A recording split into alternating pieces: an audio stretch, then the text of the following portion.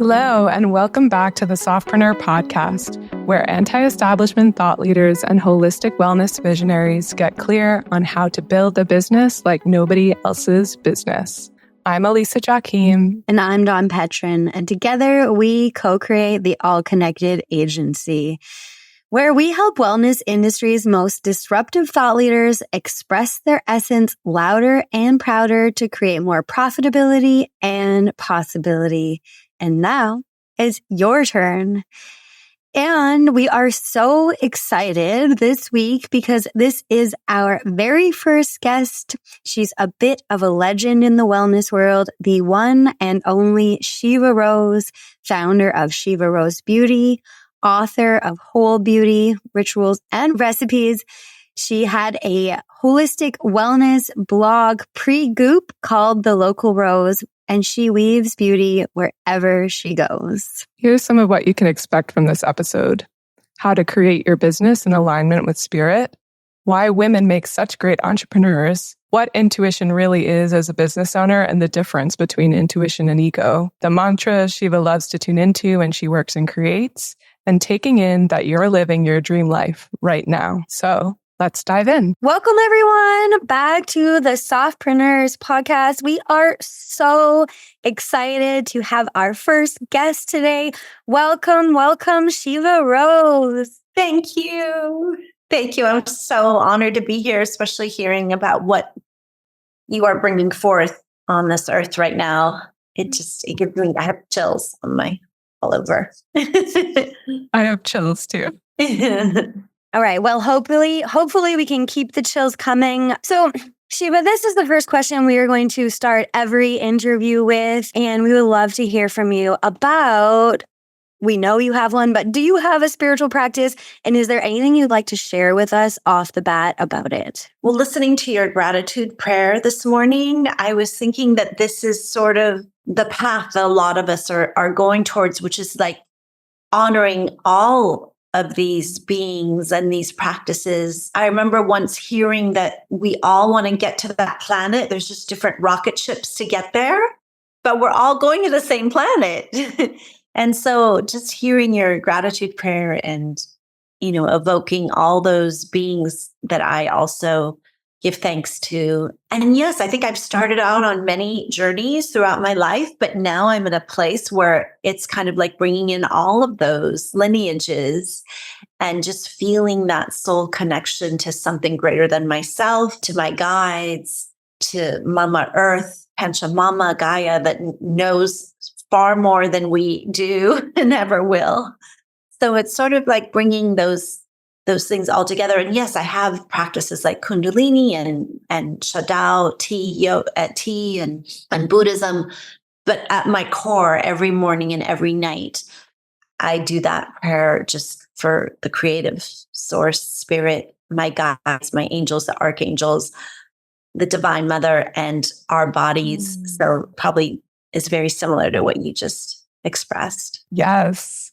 And for those who were not fully here while we did this prayer, because you're here, you were part of this too. We were, I started us off with what is kind of called a tune-in our our sphere, and it's connecting to through Yogananda's lineage, and then also bringing, Yogananda said, saints and sages of all true faith. So that's where I kind of open up to other inspiration, Divine Mother, Goddess Venus. Yes, all of the that we love to play with. And it's beautiful because it's like, that makes me think, you get to this space in your practice where you want to stand in the self or yourself and like help that outward reflect your inwardness. So it's not like this big guru on the cloud who's outside of you. Yes. And I think that's what we've noticed in the last 5-7 years is sort of this dismantling of the gurus, and realizing we are the guru. We can take those beautiful practices and teachings that they brought forth, but really we're the ones that have to utilize it.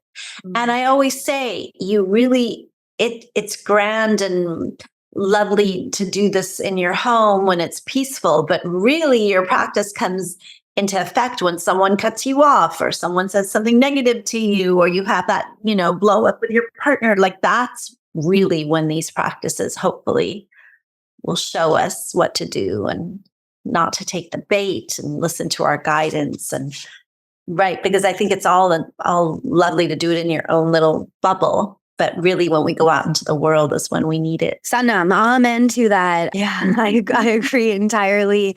And I think like as business people, as business women, the practice comes in handy so often. So I was reading that the idea for your skincare line came to you in meditation. Can you tell us a little bit about that? Yes. I was an actress for many years. And then I transitioned into the holistic world and had a blog and lifestyle blog. This is pre-Goop. I always say I'm pre-Goop. So I'm before it became so fashionable. Actually, I had like 3 viewers, when I started, and I was like, is this even what is the thing that I'm doing? But I trusted that the earth and healing myself was a direct reflection to healing the planet. So I felt like this was, something I had to talk about. I couldn't not talk about it. I had my blog, The Local Rose. And then I was doing Kundalini yoga with Guru Jagat. She was Kundalini Kate at that time, and another friend. And we were doing it consistently every day in the Santa Monica Canyon in Los Angeles. And one particular day, we all had a download. Like literally the 3 of us were like, boom, our friend Jennifer had this download to open a store called Pearl Drop in Venice, which she did open. Guru Jagat had the download to open Rama and to create the Rama Institute of Yogic Science. And I had the download to create my face oil that I had been using for 15 years. And this is before oils. This is when oils were like blasphemous. Nobody even could conceive that you could put oils on your face. And I had the image of the bottle and the vibe and just this one product. And it came to me that day. So, I mean, it really, and this is why, again, it's so wonderful to practice in our bubbles. But I think when we're together, collectively, our meditations, our prayers, they get amplified for sure. Yeah, I love that. Thank you for sharing that when we come together, it's amplified. And it's interesting. So I have 2 questions, and they both veer in different directions. So I want to come back to taking action on the meditation, but I want to ask you right now about, do you think we need to be in person in order to practice together? Or if That's a good question. I mean, I think they say women's DNA changes when they are around other women. Like it actually changes. And we know our cycles change, combine and get in sync. So I do think, even though it's hard for me, listen, I live in rural Texas. I'm so far away from my dear sisters. So I don't want to say this, but I do think once in a while, it's good to meet in person. I do think there's something primitive, primal in our DNA from sitting around our campfires and having the red tents. And even if it's once or twice a year, which is what I do now, is I have retreats. With my dear sister Carrie and I, this is our third retreat to do together. We're going to do it in Tuscany in July. And I do think there's, even if it's once a year, because she's moved also from California to rural Michigan. So her and I are sometimes on the phone, like, we miss sisterhood. But if we know we're gathering at some point, it really helps. And then there's other times where I'll do tea with a sister on Zoom, which is another wonderful way if you can't get in physical contact. I think that is wonderful too. And back to your question. So I think it's interesting because this is where Ayurveda comes in, because like I was a Vata person. And if you know Ayurveda, there's 3 doshas: Vata, Pitta, Kapha. And Vata is like very airy, creative, dry, thin, imaginative. And if it's out of balance, it's not good. Pitta is like fire and getting things done, but yet prone to anger. And, so they all have their benefits and when they're out of alignment, though, they can not be so good. And Kapha can be too much. Kapha is like lazy and greasy and oily, but good Kapha, when you have it in balance, it's calm and nurturing and peaceful. So I think I am blessed that I have the Vata to have the idea and Pitta to get it in action. And by the way, speaking of business, this is not always good because I've gotten into some hot water because I get so excited and passionate about something. And I'm like, I'm doing it. And then it'll be like, not thought out and some catastrophe, which we can get into the details of when this has happened, because I know this is also about business. But so I think there's like there's a beauty to having the doshas but to know how to balance them, because it's a dance, right? And you have to, maybe if I had enough kapha, I would have sat. So in talking about that product, that was great. It worked out perfect. But down the line, now I have 13, 14 products, and there's been some products where because of my pitta and vata, I get it out, but yet the kapha would have made me sit back and think about it a little bit more before I put it out there. And then I would have realized, oh, there's some issues with the packaging, or there's some issues with the distribution, or, and this is why it's so good we learn so much along the way. I love it. What do you use to bring more kapha into your life? Yeah, well, I think being in the country helps. It's a different pace. My partner is kapha. He's like a pitta. I say he's pitta kapha. So like being around him and seeing that helps. Foods help, more ghee, more grounding foods, taking the time to like slow down and relax, which I've had to teach myself, because believe it or not, I was very much in my masculine for a long time, where it was, I had to get it done. So like being more in the kapha feminine auric field of just relaxing and taking in and getting soft. So I think I've had to train myself for sure. Amazing. Yeah, this concept of a softpreneur, someone who's an entrepreneur but can be soft, and it's going to be defined on an ongoing basis.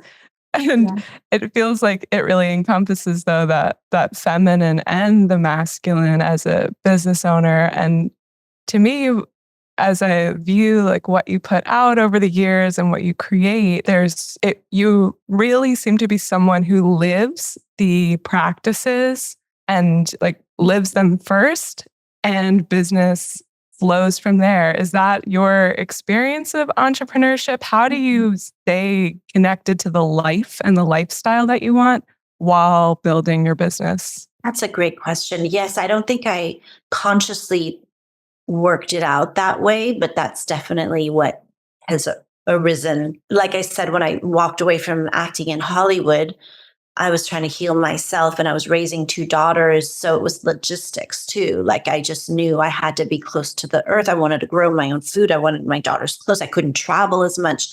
So it kind of like informed the rest of my life. And that's why I think it's like good to have something other than ourselves sometimes. Maybe it's you're a piece of land that you've acquired. Maybe it's an animal, a pet, or, anything, or friends, or something that's greater than yourself that can sort of like help inform, the life that we want. And then from there, it can go outward. Because sometimes it's hard when you're not tethered to anything. And can you tell us a little bit about how you self-structure, or what a day in the entrepreneurial life looks like? Well, I think because thank goodness I had my children, my older daughter at 25, 26, and that tethered me because, again, by nature, I'm an Aquarius sun, very vata. So I would probably have been spinning if I didn't have that, like, and I need it. And now my youngest just graduated, and I've been like, oh, what am I going to do? Because of my structure, like it's really, we think it's for them, but it's really for us. Like the structure of like getting her breakfast, getting her, putting together the lunch, going to pick her up from school. So I know I have a structured day from 10 to 3, before I have to go pick her up. Like it was so. And now I'm like, oh my goodness, what am I going to do? I mean, there's freedom in that, but it's also like you have to have discipline. And that's probably where Kundalinis come in and certain practices, because we do need discipline. Yes, we can be soft entrepreneurs and in our feminine. However, the discipline is what's going to get things from A to B. And I think that's such a beautiful concept. I think Yogi Bhajan, I don't know if I'm allowed to say his name, he's so taboo these days, but he did say, discipline brings you happiness. Like he didn't say money brings you happiness he said discipline brings you happiness. And that's really true, because I think when you're disciplined and you do the things you're supposed to do, there's just a certain feeling that you can't get from anything else from the external world. no amount of shoes or purses are going to make you feel fulfilled, like doing your practice or doing your to-do list for work. Hey, so couple of things. First of all, like as you said at the beginning, we take the teachers out of the teachings, right? So sure, Yogi B, if you found something from him that serves you, you're welcome, obviously, to share it. Yeah, he was a great messenger, right? Because it wasn't he was transferring, channeling these teachings. Yeah, I have this opinion or idea or maybe channeling that the reason so many of our gurus come to like stresses or failures in their like being honorable in the second chakra is because like we are in a second chakra expression, maybe attempting to get to the third and up, if that makes sense. We're like, as humanity, we're so like deeply into like consuming and enjoying. And I think this speaks to that question or that topic that you just brought up about like no amount of shoes or, whatever it is that you're looking for outside of yourself is going to bring you joy or fulfillment as much as like discipline on the path can. And I just think that is so, so interesting.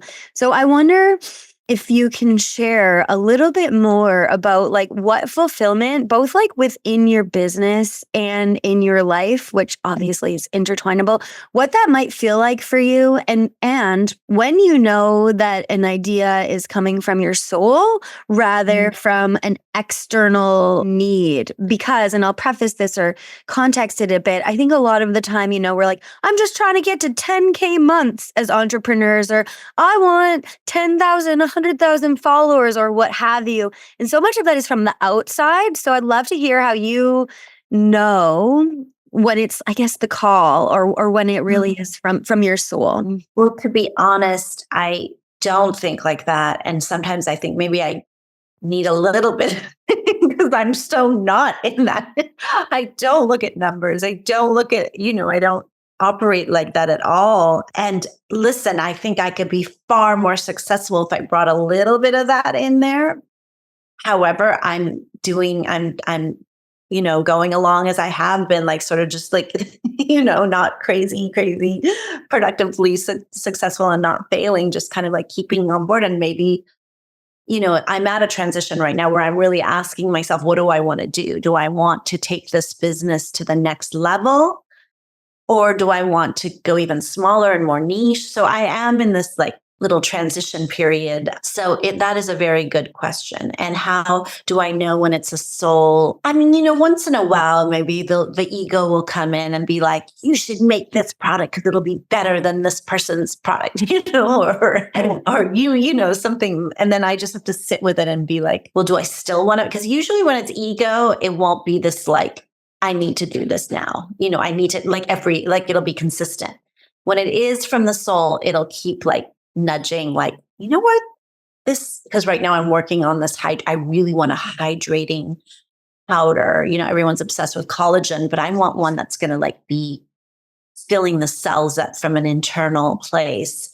And, at first I was like, is this just a fad or is this just but no, it's been like a month or two and I'm like really sitting with it. So now I ordered the ingredients and I'm going to start playing around with it. I think that's how we know, a little bit more. And it's almost like the same question. Is it fear or is it intuition? Like it's sort of the same thing. Like when something keeps bombarding you, when it's fear, it's like loud and it's like, that's like electric. But when it's intuition, it's more of like a whisper, more soft, more knowing, more consistent. So I think that's kind of the same way you kind of decide. Thank you so much. That's beautiful. And I think you're right. Not that I know, but I think you're right. You do know. And, my book is a perfect example because I really yearned for this book. And a few years before this book came out, I did a proposal with this book agent that I knew, and we shopped it around, and it was like, no, like all alone, just no. And luckily through Kundalini, through getting older, I've realized, or Abraham Hicks, if something's not flowing, then I have to listen. The old me probably would have been like, I'm going to get around it. I'm going to do this no matter what, but the new me was like, okay, this isn't working. So I'm just going to let it go.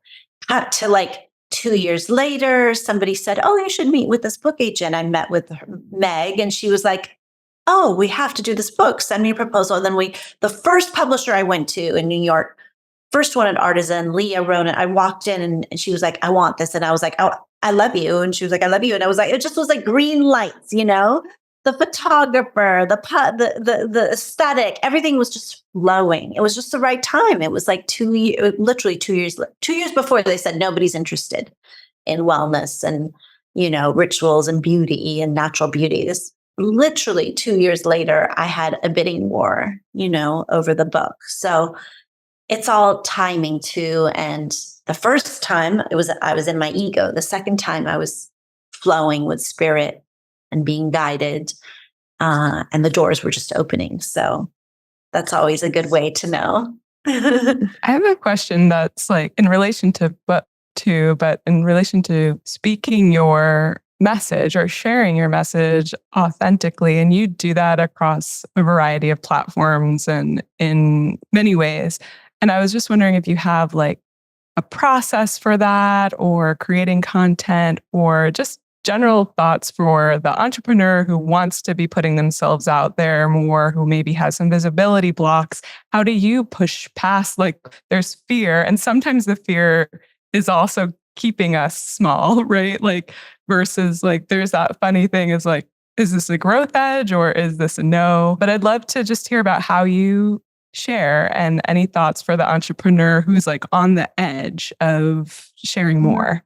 I mean, it's definitely, I'm blessed that I was trained in theater and acting. I have to say that helps being in front of the cameras. That is a given. So I can't deny that because I know that's such a hard hurdle to go through for some, And then second, it's like these times that we live in with the apps and the filters and it could be so hard. I mean, I'm getting older and I see myself like pictures that I did a retreat yesterday for young teenage girls and I was looking at photos of myself. I was like, oh, judging, going into that voice of like, oh my gosh, do I have to go into hiding now? They're like all the ego starts coming in.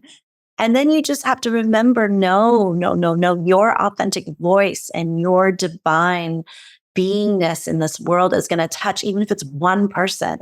Even if it's just one person, you have to know. And then again, it's not about us, right? We're just sharing this information. And once you take it away from it being about us, it helps so much. And I also think there's a lot of tricks now too, like beautiful cinematic, like there's some accounts where they don't even show their face. It's just beautifully aesthetically pleasing and, with the music and the lighting. And so there are ways around that too. But it is a conundrum. I feel for people, especially younger people right now with all of the, the things that aren't real that sort of get in the way. Yeah. And your daughter who just graduated high school is kind of at that age of coming into the world in a different way with all of this tech. And in a way, she's sort of not as into it, which is interesting. I think that generation is sort of, which is great. I mean, there's probably two subgroups. There's the ones that are too obsessed, and then there's the ones that are like, can't be bothered because they've grown up in it, right? It's not even that interesting anymore, which I think is great. They like love when I was young, like mixtapes and, nothing was recorded. They glamorized that era. Me too. I also had mixtapes and nothing was recorded. And I have this, I think there's a fine line these days because, I was in university when Facebook came out or just finished it. You're so young to me. I can't believe it. I don't. Oh, thank you. Be living. Yes, I have good genes and a round face. But during that time, at first, like when smartphones first came on and we were all taking photos of everything, there were photos of everything and me all over the place. And then I started avoiding the camera and avoiding taking photos. And now I look back and I'm like, shoot, like, boy, wouldn't I love to have more photos from 23 to 39, right? And so there's this fine line between like embracing the fact that we can document and really look back on all of this beauty and feeling like we have been documented so much that, I'm not sure what the answer is. I think probably somewhere in between. Somewhere in the middle, yeah. Right? Yeah. There is a freedom to that. It's funny, my computer, I'm notorious for not getting any new, like I think my last iPhone, the guy was like, oh my God, I haven't even seen this. It was like 12 years old, and my computer too is like 17 years old. I keep just getting the new hardware, but I keep anyways, it just crashed. And I have all my photos, every photo. And this is where I'm not as savvy, I did not back it up. But then on the other hand, I'm like, well, there is a certain freedom to that too.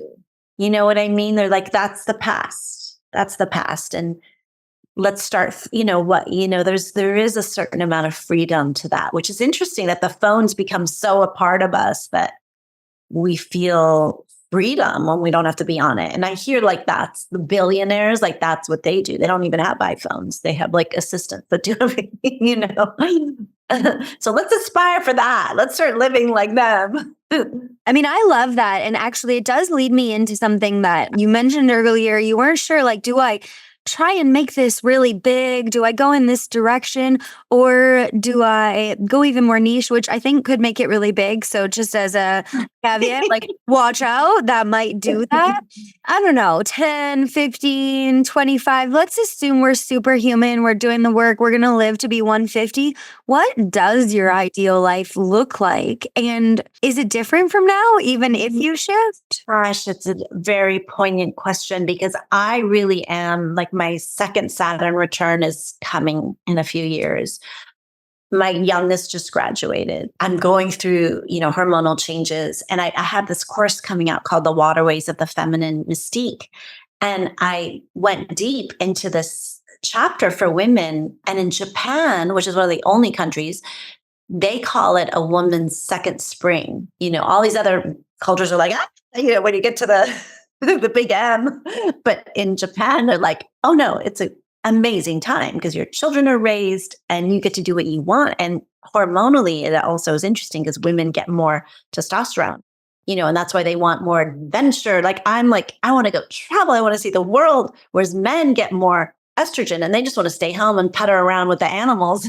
It's like this big joke for men and women because women just become, I've heard this theory that women actually go back to what they were pre-adolescent. So, if you were that like scampering tomboy who wanted adventure in their life, which was definitely me, who was in nature and just loved life and wasn't so obsessed with boys and, the sexuality stuff, just more of like a nature nymph. You go back to that once these hormones start dissipating. So I am at this precipice and I'm asking myself all these questions that you're suggesting. And the biggest way to do that is how do you see your life, which is such a wise question. And I have to be honest, I'm not sure. I'm not like, part of me wants to like go buy a villa in Tuscany or, Mallorca and like just grow things from the farm and, do these niche products. And then the other part of me, I have a partner and we have land. And so the other part of me is like, well, maybe we just, grow old here and like get more animals and have a simpler life. And then there's a little piece of me that wants glamour too, that imagines like traveling about. So it's a very interesting question. I think what the biggest thing is, what's your day-to-day look like? And I think that's pretty much what I'm doing, which is having the luxury of waking up, doing tea, Kundalini, being close to nature, going into my little studio, creating products of love, being able to create a homemade meal. I suppose it's just carrying that on. And then yet being involved in my children's lives and having them come and, being like a French film where we all eat at a long table and have a glorious meal and play music around a fire. I think that's like the ideal. Okay, cool. I'm coming over to all of the homes. I can't wait. I know. gotta make a lot of money for that, right? Yeah, or maybe we don't. I'm not sure. I'm not sure how the world is changing and like what energetic currency might be at any point, right? Yeah. And also I think there is, as you were speaking about your book and how when you first tried to shop it around, it was like a no, right? A couple years later, it was just like flowed easily and probably was already written. So like a lot of it was like already through. I don't remember writing it. I mean, that's the beauty, right? And things are in the flow. It's just. And this is for our listeners as well. Like maybe we can create the lives that we dream of. Maybe we're already living them and we realize that too. But maybe we can create the lives that we dream of without necessarily needing to focus so heavily on like what the financials look like to hit it. I don't mean like going into irresponsible debt necessarily. But one of our teachers speaks about abundance in this really beautiful way. And it's that like, abundance is receiving well everything you need by being yourself and being in your joy. And I feel like that's the world that we are creating. And that's like where the premise of this podcast or this movement comes from is like being in your spiritual practice and making decisions in your day-to-day life and your business life in such a way that you are serving your practice, you're serving your connection to spirit. And I agree, like it's all the same different paths, the same truth, capital T, don't tell anyone I said that. And then also like recognizing like the blessings that you already have. Like you said, like I have this big dream, but maybe I'm already living it, right? And you have a retreat coming where you're going to be in this place you're thinking of being in. So that's totally. awesome. And that's prosperity too. Again, not to bring it back to Yogi B, but he said like, you can be a billionaire and not prosperous. Yeah. Like true prosperity is enjoying what you have, and that's like something in the Western world we sort of lose sight of And I feel like Europe, a lot of us are attracted to Europe because it's like built into their, they have siesta and they have these long vacations. And, what's the point of anything if we're not enjoying it? And even if it's on a little tiny scale, if you have that moment. And that's something I've been playing around a lot with too, is like, I had this realization, like, just like compassion, like one person can feel so much more than another. The idea of eros or pleasure too, like one person can, I was picking a tomato and eating it and I was like, oh my gosh, I am enjoying this. And I was thinking I could even be enjoying it more, or I could be enjoying it less than somebody else. Like, what is that makes somebody really enjoy life?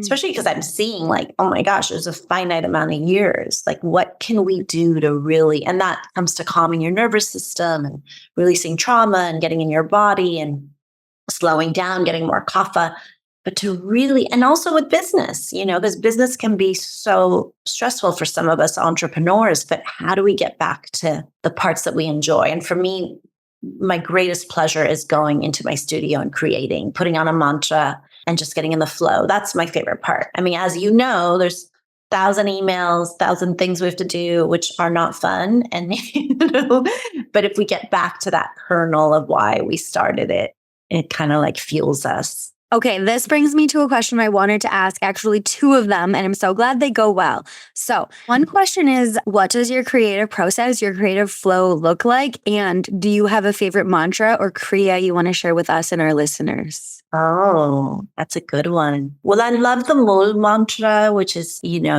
just listening to it when I work gets me amped up. Akamai is also good because that's sort of like it gets you like from A to B. And I have a really long recording of one by White Sun. So it's like 31 minutes. And it's great just to like get you in the groove of work and the creative process. So yeah, I like the feminine ability to have freedom, not be so like structured, but a soft structure of like having slow morning and doing my tea, my Kundalini, and then answering emails and then going and working. And what I love about working at home or having a home studio is that I can stop in the middle and go make some nettle tea. I can go stop in the middle and go, eat some chocolate. And, that's been that way since I started, like my business 12 years ago or 13, even in California when I was working out of my garage. Was so great that I could just stop and go do that. I don't think for me, my personality, I don't think I'd be good in an office setting where there's it would just be very hard on me to like have to ask permission to go do something, or, not have all my things around me. So that's probably it. Yay. That feels like true softpreneurialism. And I think part of the reason that so many women have like risen up since this whole internet thing, right? I love that. The ability to be in and out and flow with your creativity and, use your hands, and there's probably scents and stuff.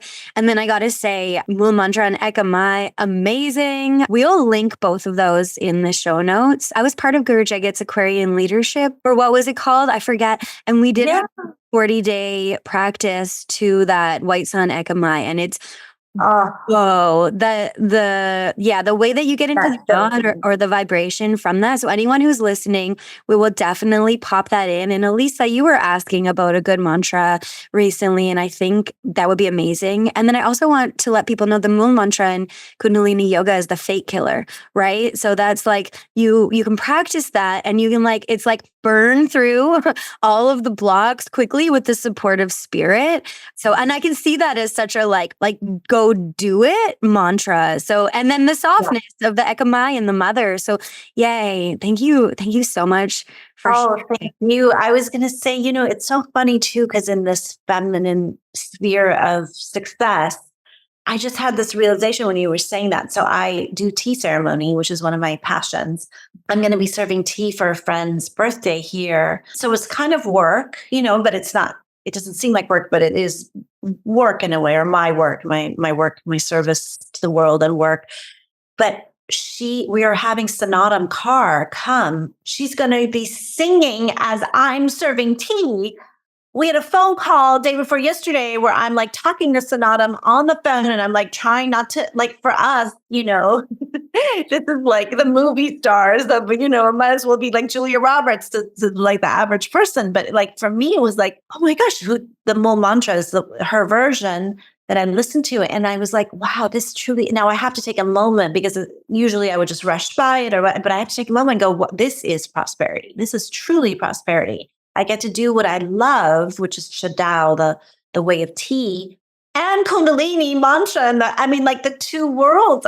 So thank you. This is I'm having a moment here, realizing this is truly the life I couldn't have ever have dreamt that I could be living, And by the way, it came from a roundabout way. I did not plan this. It just and that's the best thing, I think, when you're aligned with spirit, when you listen to your soul, your spirit, it's all come around. It was not anything I could have planned. So beautiful. It's like what you were sharing about putting these practices first, or putting this way of living first.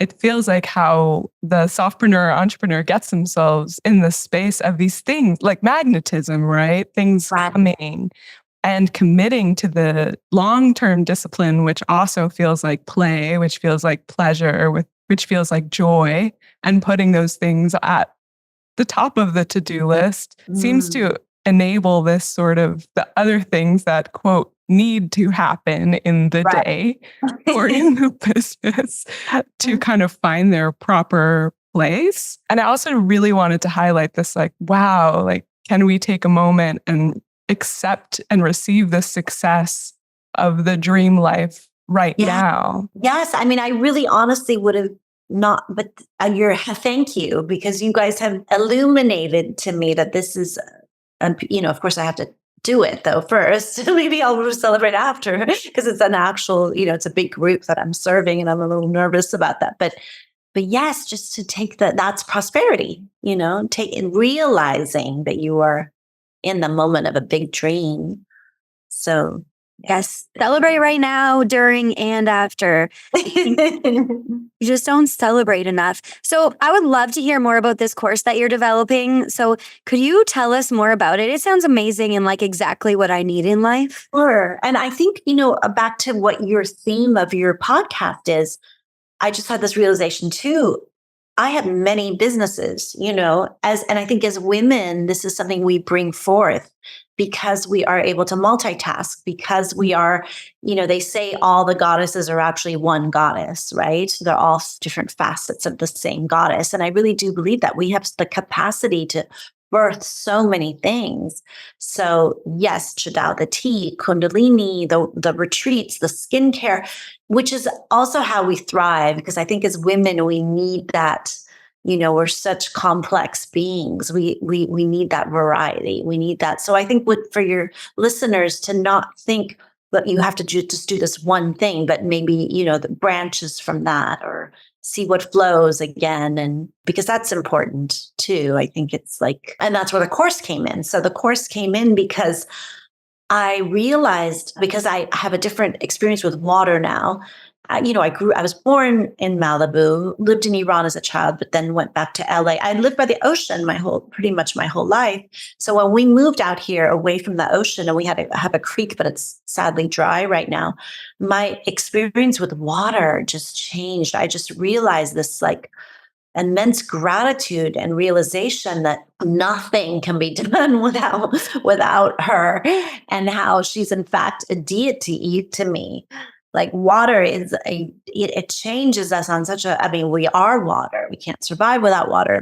And what we've done to waterways, the way we dam up rivers, it's like how we dam up women, and women have to be free flowing and water has to be free flowing. If it gets stagnant, bacteria grows and it becomes diseased water.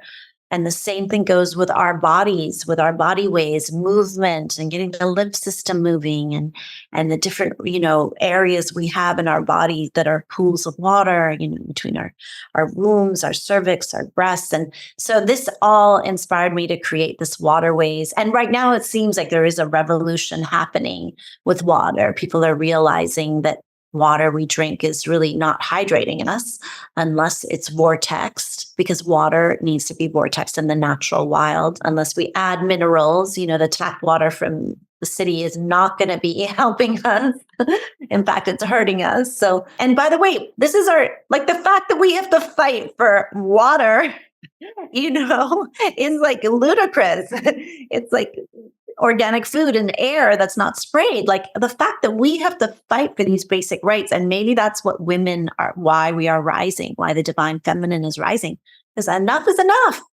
These are the basics: clean, beautiful, pure spring water for all, organic food that's not sprayed with glyphosate, cancer causing foods for all, air that's not sprayed with, which is not a conspiracy anymore. They are admitting it. HARP, air that's not sprayed and covered for all. Like these are let's just get that. And I think that's why women are rising, and why we are probably becoming successful in our businesses and with communities, and because we need to save ourselves and the planet for sure. Yes. So beautiful. And it's funny, I was reflecting, like water feels like what brought me to you, because I was in this deep, goddess Venus period of exploration. And Shiva and I first connected because I was writing all this about Venus, and Shiva invited me to do a couple of Venus pieces on the local Rose, that OG blog. And it was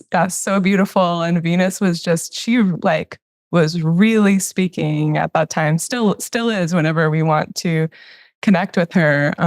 And water, like the feminine goddesses of water, are so here for us to balance and connect. So cannot wait for your course. Sign us up. Thank you. When is it coming out? Well, I finally put a date. Again, this is where we can get too in the feminine. Everything's pretty much done. I'm just trying to get some images, but by summer solstice, I'm like, that's it. We got it. We got to do this by summer solstice. And it's interesting because, when I filmed it in LA, it torrential rains. Torrential, like it was so loud we couldn't hear the mic. And then I was trying to shoot some images here, and it's like raining the days that I'm, it doesn't always. I'm like, okay, this is like definitely guided by the water spirit. So it's rain. Okay, amazing. Well, this podcast will probably come up just shortly after that. So is it something that people can join at any time, or do you need to join? Oh, yes. And maybe I'll give you a code or a link or something. Maybe some people get a discount code or something. And Because the goal is, so when I did my moon course, I put so much work and effort into it, and then COVID hit. So I went from I did not feel right charging the amount we were going to charge, because I knew it wasn't going to be 2 weeks to flatten the curve. I was like, this is not good. So I brought the price down to $49 and I made nothing, So and then with the water course, I want to make it so it's affordable. So it's a lot of effort, but I'm happy to give codes and things like that for people. But again, it's going to be affordable. It's not going to be crazy. Well, okay. Well, we will definitely link it in the show notes then, because it will be up when this comes out. Yeah. Okay. Thank you so much for being here. Yeah. Is there anything else you'd like to bring present for our listeners before we let you go back to your life? Although I think I kind of just want to come to Texas and hang out. Come on down. Bring your boots. There's a reason why you wear boots, right? In places. No, I just want to say thank you. Thank you for having me. And I'm so grateful. And I do feel like women, I think it was the Dalai Lama that said the Western women were going to save the planet. And I really do believe it's because we have the abundance that we have, and that we are growing together. And we are, we're creating, we see this new world that at one time it was a matriarchal society. And I think we're coming to that. Not that we need the masculine. We revere the masculine. We love the sacred masculine. But this is a time now where the two are coming together on equal footing. And I really do see us, bringing back life to the planet. So I hope so. I hope for all of us that we do this through our work. Yes. It's beautiful, because we were going to ask you about your vision for the collective, and you've shared it so powerfully. And thank you so much. And where can our listeners find you? Thank you. Instagram, Local Rose is my personal, with all the things. And then Shiva Rose Beauty is the products. My book is called Whole Beauty, has all the formulas and rituals and meditations, and the course will be on my Instagram, Podia. It'll be on Podia. So perfect. Okay, and of course we'll link to all those things in the show notes. And yes, thank you again, Shiva. This has been very inspiring and juicy. Thank you so much. I hope we meet in person one day. I really, really do. I do miss those seeing the pine trees and things someday. Yes, come on over. Let's host a retreat. I am ready to set it all up. You just arrive, and all right, and we'll make it happen. We'll do it. We'll bring Venus. Venus will be there, and oh yeah, love it. Okay. Yay. Thank you so much. This is so amazing. I feel just so in resonance right now. So thank you so much for being so generous. You're talking about abundance being, what you were doing. And I'm like, oh my God, Snatam Kar. I'm like, this is the same thing for us. Holy, let's celebrate being able to have such an incredible woman on a podcast and to be able to speak about spiritual practices in business. So thank you so, so, so much. Thank you so much for tuning in to this episode of the Softpreneur podcast. If it resonated with your ethos and your soul, we would be so grateful to you if you leave a review wherever you listen to your podcast. This helps us grow so much, and it also helps more visionary business owners find the show so they can make their dream life their real life. So many blessings and love.